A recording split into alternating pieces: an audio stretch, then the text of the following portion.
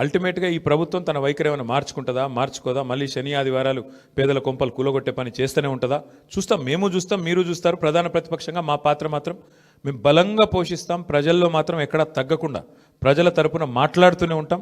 ఈ విషయంలో మమ్మల్ని ఏ రకమైన వారు ప్రయత్నాలు చేసినా మా గొంతు మాత్రం నొక్కలేరు, ఇది మాత్రం పక్కా. ఇప్పుడు మీరు చూస్తే పశ్చిమ బెంగాల్లో బీజేపీ నుంచి పోయి ఆయన ఎమ్మెల్యే గారు ముకుల్ రాయ్ అని తృణమూల్ కాంగ్రెస్లో చేరారు. హైకోర్టే కొట్టేసింది, ఆయన డిస్క్వాలిఫై చేసింది. మరి పశ్చిమ బెంగాల్లో జరిగింది ఇక్కడ కూడా జరుగుతుందని మేము కూడా ఆశిస్తున్నాం. ఎందుకంటే న్యాయమే కదా. యాంటీ డిఫెక్షన్లా దేశమంతా ఒకటే ఉంది. బెంగాల్కు వేరే లేదు, తెలంగాణకు ఇంకోటి లేదు. కాబట్టి మేము కూడా ఆశిస్తుంది ఏంటంటే ఇక్కడ కూడా 10 ఉప ఎన్నికలు జరుగుతాయని ఆశిస్తున్నాము. అయితే ఇక్కడ గమ్మత్ ఏంటంటే ఒక్క ఉప ఎన్నికకే మరి ఇంత అపసోపాలు పడ్డారు కాంగ్రెస్ వాళ్ళు.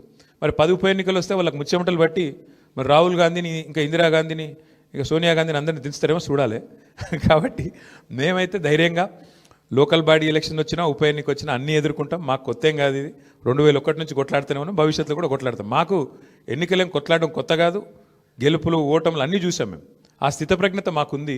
మరి కాంగ్రెస్ వాళ్ళు ఒక్క దెబ్బకే ఒక్క ఉప ఎన్నికకే ముఖ్యమంత్రి కాలికి బల్బం కట్టుకొని వెంకటగిరి బస్తీలలో కూడా తిరిగిండు. మరి 10 ఉప ఎన్నికలు వస్తే మరి ఏం చేస్తారో చూడాలి. Thank you. అవును, ఎవరన్నారు? నీకు పేపర్ లీక్ అయిందా?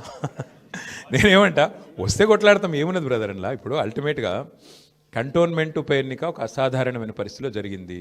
అందులో మాకు 3వ స్థానం వచ్చింది. ఈరోజు మరి ఈ ఎన్నికల్లో మేము గౌరవప్రదంగా మాకు దాదాపు 38-39% ఓటింగ్ వచ్చింది. 38-39% ఓటింగ్ అంటే కూడా తక్కువేం కాదు ప్రతిపక్షంలో. సరే, సహజంగా పోటీ చేసినప్పుడు గెలుస్తామనే కొట్లాడతాం, గెలవమని ఎందుకు అనుకుంటాం? సరే, జరిగింది ఏందో మీరు చూసిండ్రు కదా. ఇప్పుడు మీ మీడియాలోనే చూపెట్టిరు, నేను చెప్పుడు కాదు కదా. ఎన్నికల రోజు ఎట్లా విచ్చలవిడిగా ఏమేం చేసిరో మీరు చూసిండ్రు. ఎన్నికల కమిషన్ ఎంత అట్రఫ్లాప్ అయిందో మీరు చూసిండ్రు. ప్రజాస్వామ్యాన్ని ఎట్లా అడ్డంగా తుంగలో దొక్కిరో మీరు చూసిండ్రు. కానీ ఇవేవి మా ఓటమి కారణమని నేను చెప్తలేను, ఇవన్నీ జరిగినాయని చెప్తున్నాను అంతే. ప్లస్ ఒక్కొక్కరికి ఎన్ని ఓట్లు రాయించిండ్రు అది కూడా చూసిండ్రు. కాబట్టి ఇన్ని ఉన్నాయి కాబట్టి నేనేమంటున్నా అంటే దీని మీద చర్చ జరగాలి, భవిష్యత్తులోనే చర్చ జరగాలి.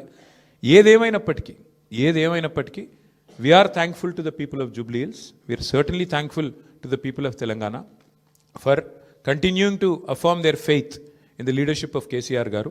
We will fight on public issues, we will fight on all people's issues till such time as KCR garu once again leads the state of Telangana, and we will continue to do our job as the principal opposition. Thank you.